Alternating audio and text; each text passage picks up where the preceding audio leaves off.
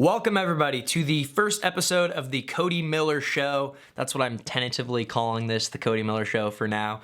Every week here on my YouTube channel, I do a weekly Wednesday vlog where I vlog me and a bunch of my teammates doing swim practices, doing workouts, and like a bunch of fun lifestyle things. And every now and again I do Q&A videos. And as I recently let you guys know in a video, I love doing Q&A videos. I love answering viewers' questions. I love interacting with people who watch my videos regularly. I get a lot out of that. I think it's a lot of fun and I think it's important. But the thing with the Q&A videos is they take a lot of time because the way that I've traditionally done them is I pick out a question, I film myself answering it, and then I edit it together. And believe it or not, those 10-minute Q&A videos take a bit of time to edit. And my time is very valuable, and I don't have as much fun editing those Q&A videos as I do my vlogs. When I edit my vlogs, it's a ton of fun for a lot of reasons, but the Q&A videos, they take time. I don't love editing them. And I also have this idea of doing like a weekly show, like a live stream show. Anyway, I kind of let you guys in on what I've been thinking about that, but for now I'm doing a little test run, and I'm calling it the Cody Miller Show. I'll basically be taking viewers' questions. I'm gonna find a new way for you guys to start submitting kind of longer form questions for me to kind of talk about. But what is the Cody Miller Show? This is just me talking all things the world of swimming, sometimes some movie stuff here and there, some life stuff, like kind of whatever you guys want me to talk about, I will talk about. It's an honor having you here on my channel watching me.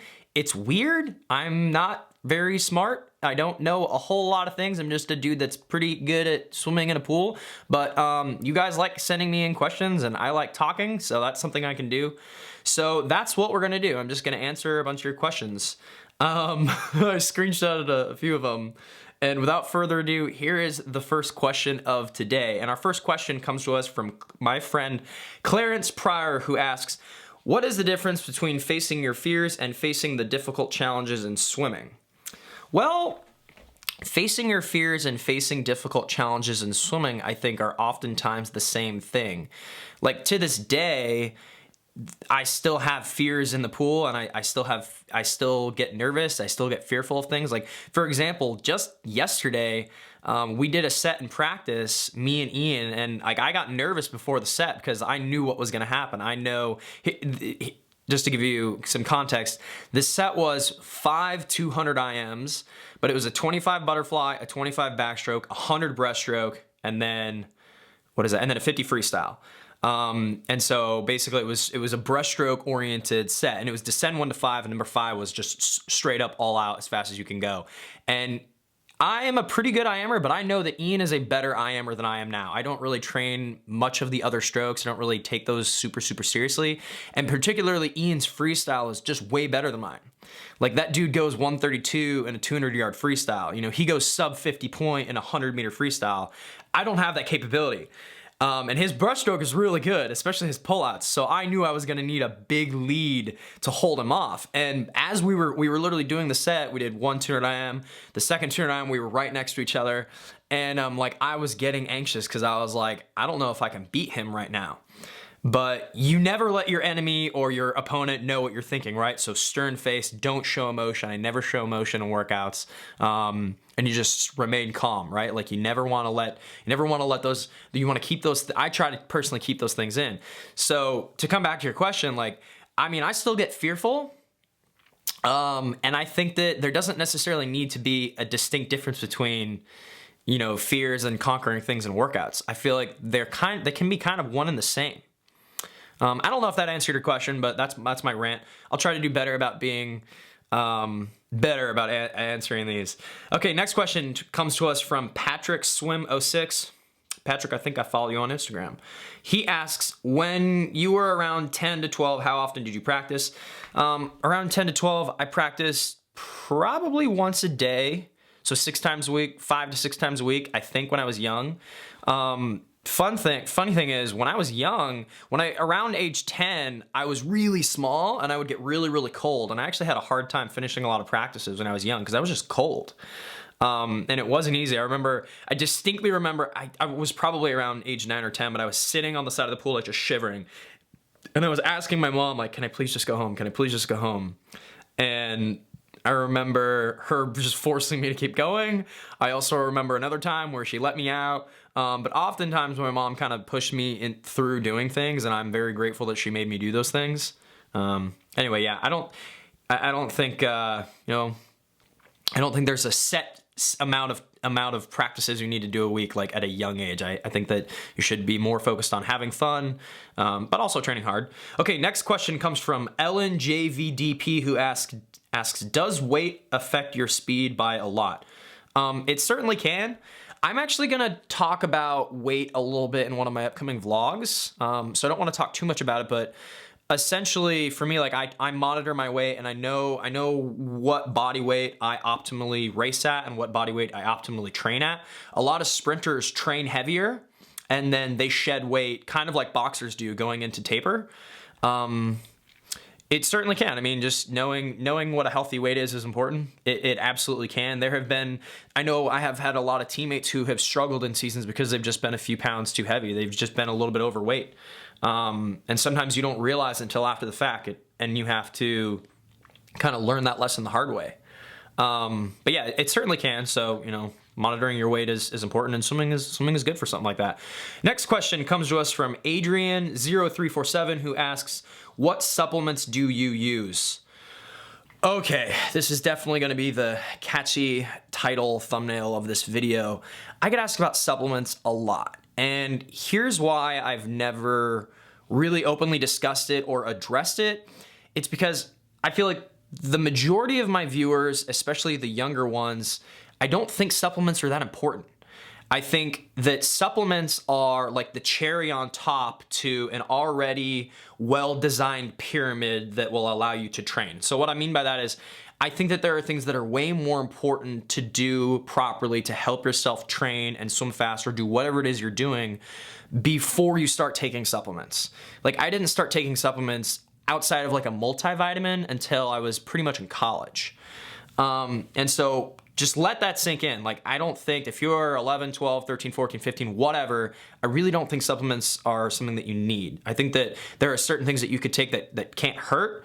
Taking a multivitamin, taking things like fish oil, stuff like that. But as far as, I will tell you, so when I'm drinking that yellow fluid in practice, that's Endura, made by Metagenics, which I kind of describe as like a really healthy Gatorade.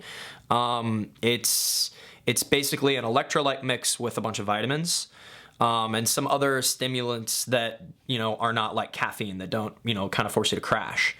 I take a lot of vegan protein shakes after practice, and I supplement creatine and crealkaline. What else? Lately, because of my knee injury, I've been doing a lot of herbal supplements, so like a lot of anti-inflammatory things. So like ginger and turmeric, or turmeric, I think is how you say it. Things like that, different compounds like that. I supplement fish oil. I take fish oil after practice. I take flaxseed oil. I think eventually I'll probably do a much more in-depth look into like what my supplement cabinet looks like, because I do have a lot of supplements. But once again, I don't think, primarily for the younger swimmers who watch my videos, like, I don't think it's that important. I think that it's more important that you have a healthy diet, that you're eating healthy consistently throughout your week. I think it's more important that you're drinking lots of water. I think it's more important that you're avoiding junk food and garbage food. I think it's more important that you're sleeping. I think sleep is probably the most underrated form of recovery that you can possibly have. I really believe that. When I was in college, I was like, okay, the best way for me to train is like I forced myself to get 8 hours of sleep. And now that I'm 27 years old and kind of entering into probably the tail end of my career, I'm like, I'm trying to get 10 hours of sleep every night. So just kind of keep that in mind. I'll get more into that later. Okay, wow, we're already almost to 10 minutes and I've only answered like 3 questions.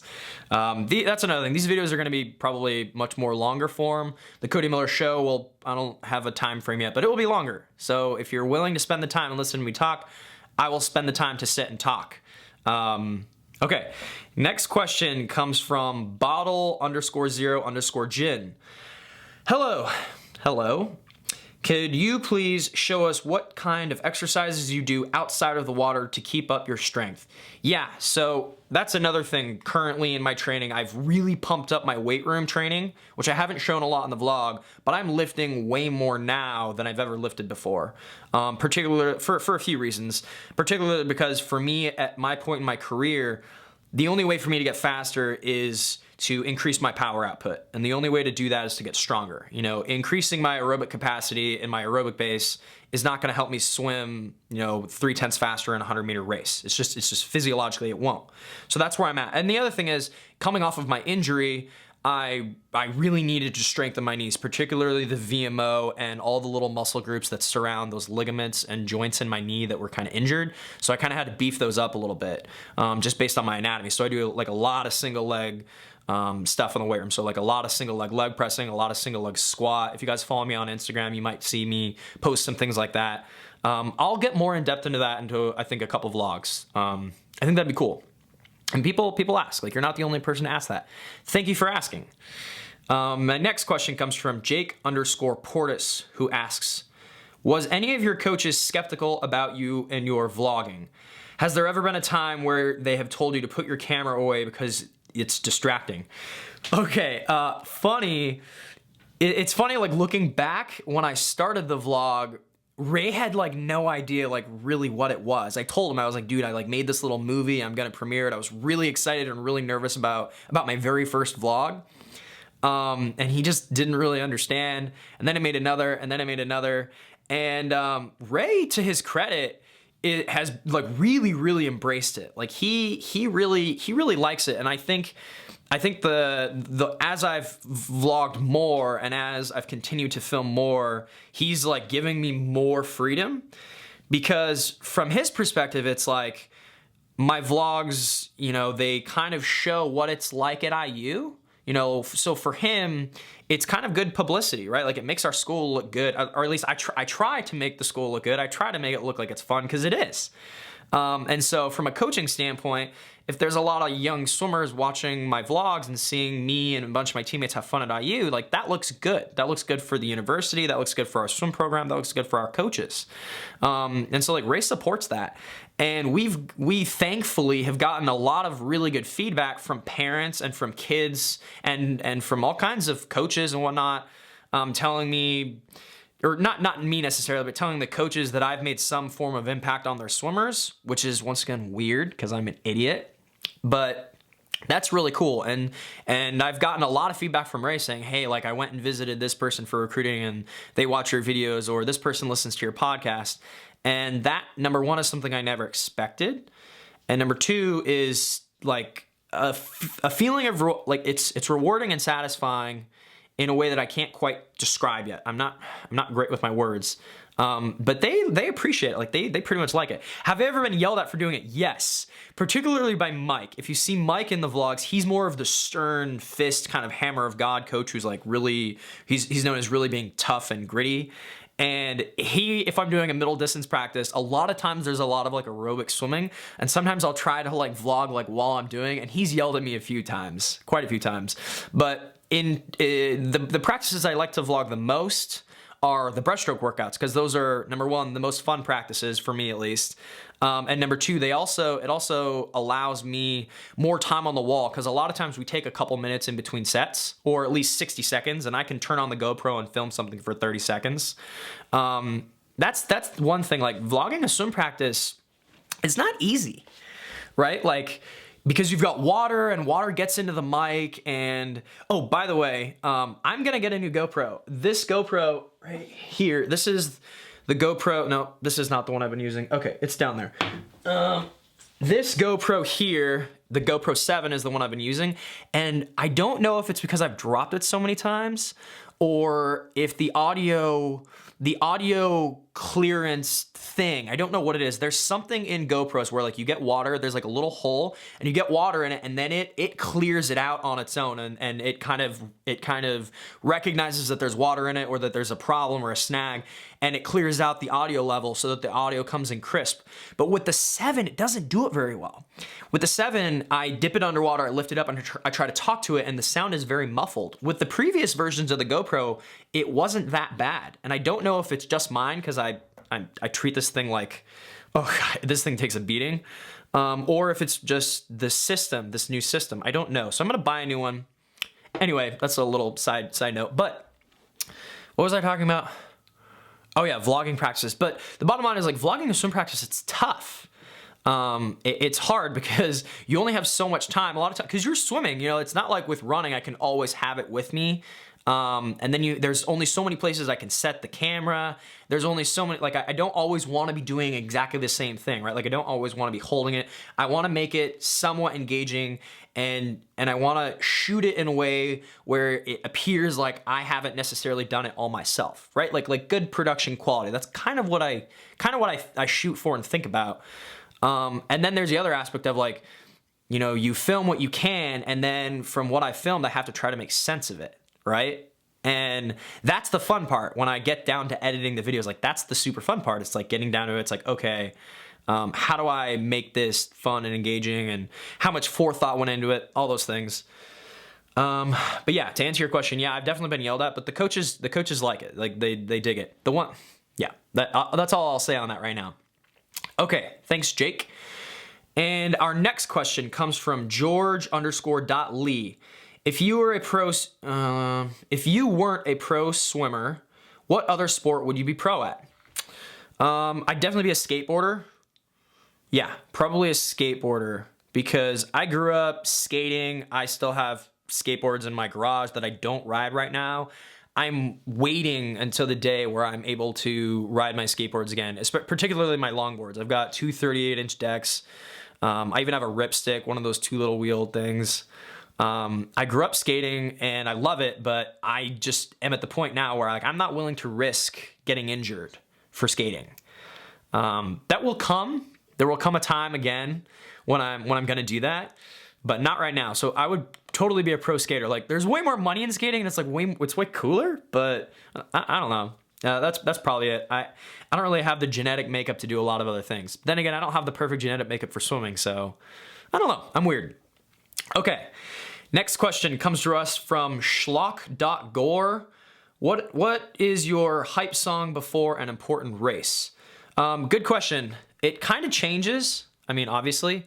However, I will say that the song I listened to summer of 2016 when I qualified for the Olympics, so the song I was listening to in the ready room on repeat before my races at Olympic trials was Phenomenal by Eminem, that song from the movie Southpaw. I love that song. That song hypes me up. I listened to that song at the Olympics before I won medals. And let's see.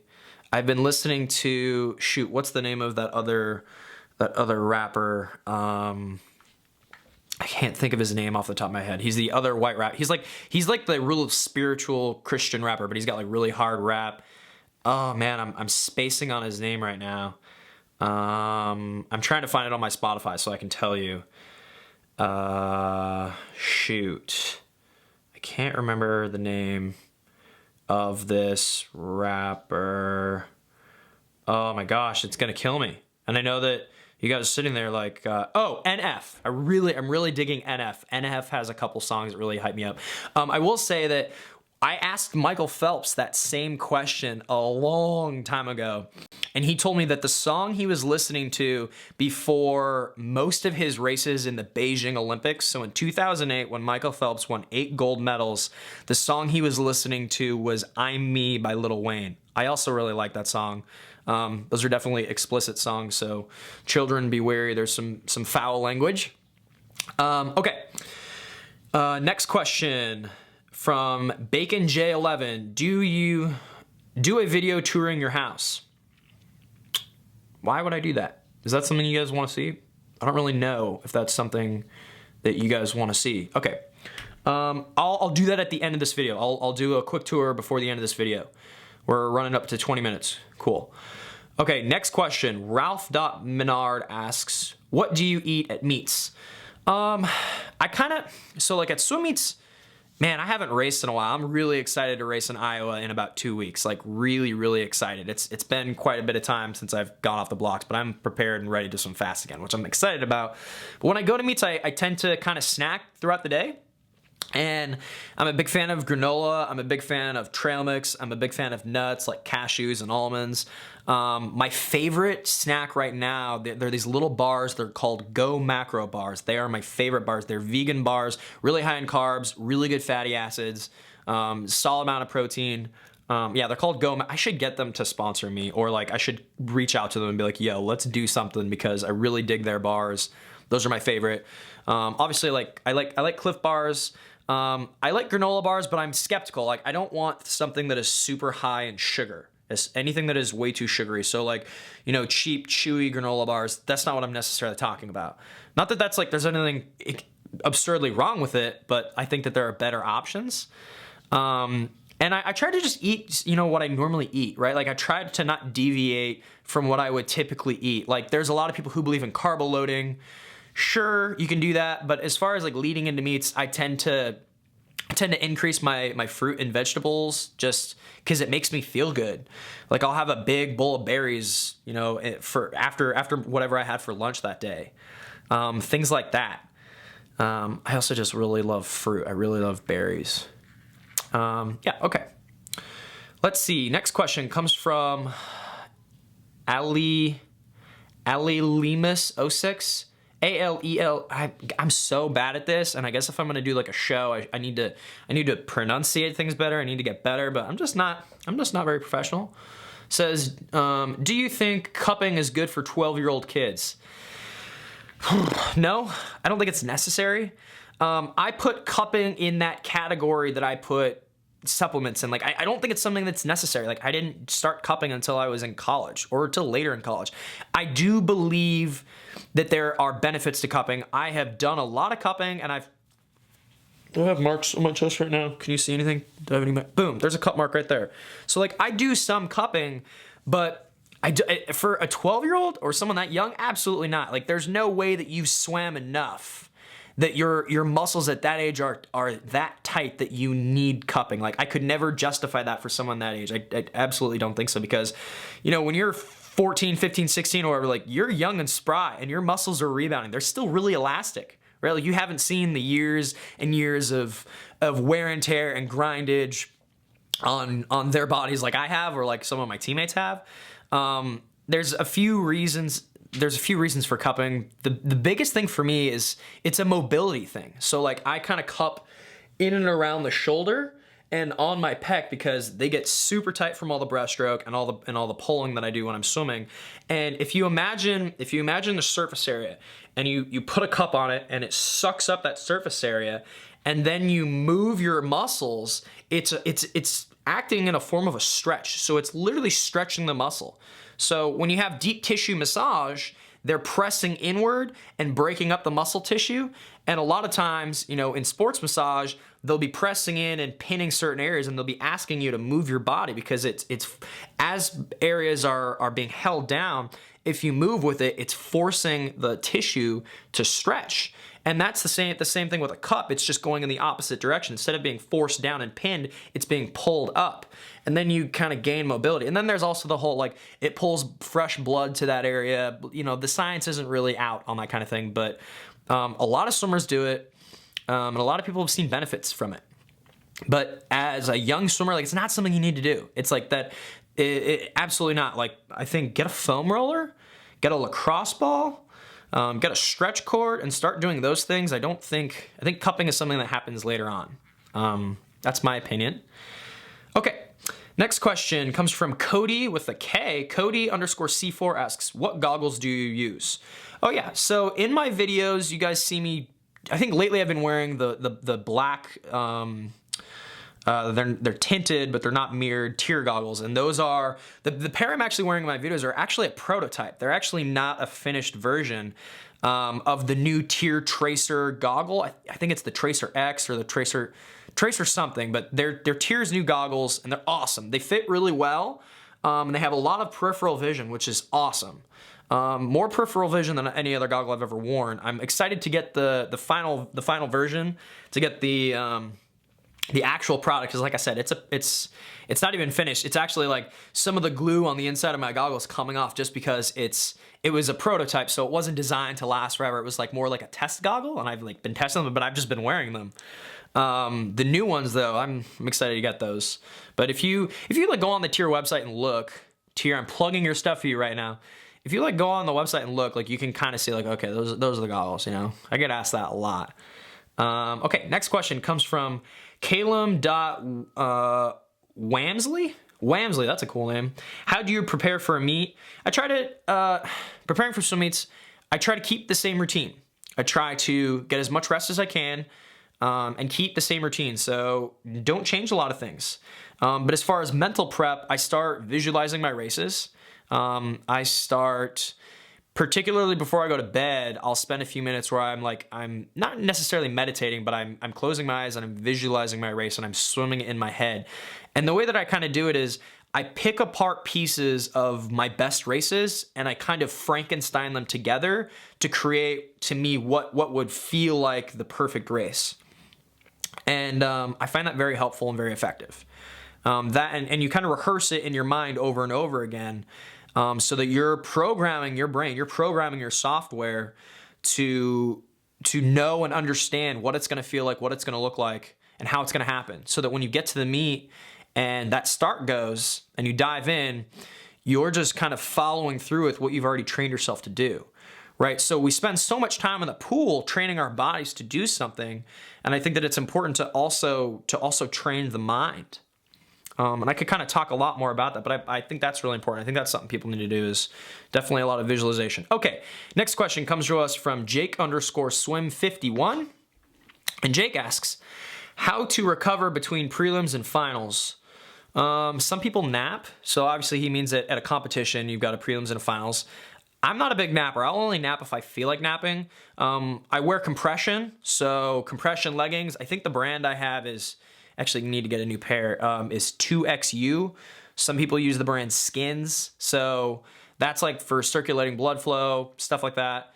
And yeah, just like, I literally just relax. I used to play games, like I used to do things that would stimulate my brain, like play my Nintendo Switch, but I find that even that is somewhat taxing. So I try to do something where my mind is just kind of shut off and I'm just totally in zen. So like literally just like watching Netflix, watching movies, watching TV shows, those types of things. Okay. Next question comes from Mike Lintelman 03.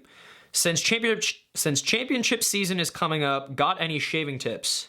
Dude, you have no idea how hard it is to shave this chest. Like this chest, can you see that? It is so hard to get a razor in there. It's ridiculously hard.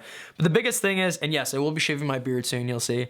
But the biggest thing is you gotta get a really good pair of clippers. A really good pair of clippers. So if you can clip your body, like your leg hair and your arm hair really well, then shaving with the razor goes quickly and it goes easily. But if you don't clip your body first, then it takes like 5 times as long, because then you just do little strokes, and it sucks because the razor gets clogged up every single time you go up your arm or leg. So you got to get a good pair of clippers. I just got a package from a company called Manscaped, and they might end up being one of my sponsors, but they make they have this little clipper, and it's a wireless battery powered clipper, and it's good. It's pretty wide, so it gets a good amount of hair and it gets real close. So like when I shave my body, I'm gonna use that thing first. Yeah, okay. Next question. And our next question comes to us from, actually, you know what? No, that was the last question. We're about 30 minutes in, and who was it that asked for a tour of my house? Is that something you guys really want? Like, I mean, I suppose I could do that. Okay, so this is the guest room. Let's see, here we go. So this is the Harry Potter room that you guys have seen in my videos. I got all my Harry Potter books, got the Harry Potter wall. We have, Allie and I collectively have 130 30 Harry Potter pops, I believe. You know, we've got all the ghosts up there. I'll probably do like a, you know, most people won't care about this, so I won't spend too much time in here. But I've also got my wands, got my Harry Potter wands. I'm probably gonna start collecting the wands eventually. So this is the dog room. This is where the dogs sleep. And then we come out here, there's my bathroom. Well, that's actually the guest bathroom, but it's technically my bathroom. Like, this is the bathroom that I get ready in, that sometimes Allie gets, yeah, Allie never really uses the bathroom. This is basically my bathroom. And then in here is the guest room, which I don't think I've really ever shown. But this is our guest room. The bed is kind of messed up because Ryan Held was sleeping in here not too long ago. I actually come in here a lot. Play Xbox in here sometimes. Yeah, I watch stuff in this room. Allie and I actually really like to cuddle up in this bed and like watch movies and stuff. Just because the TV's closer to the bed, it's nicer. In our bedroom. Huh. Okay, that was weird. The camera just stopped recording because it's been recording for 30 minutes. This is the longest I've ever gone just continuously recording. So now I know this camera is set to stop recording after 30 minutes. Yeah, I'm trying to cut down on the editing time, as I said. That's why. Okay, here's the living room slash kitchen. This is our TV. There's our Harry Potter 5-piece canvas painting. And then if you just walk just a little bit in here, here's our kitchen. It's pretty small. The house is only like 1,200 square feet. After the Olympics, I was like, should I buy a really big house? Or should I buy a small house? Went with a small house because it's less to take care of. I like taking care of it like all on my own. Like, I like, you know, doing my own yard work, and I like doing, come here, Puff, come on in. Puff just came inside. There she goes. Here's our backyard.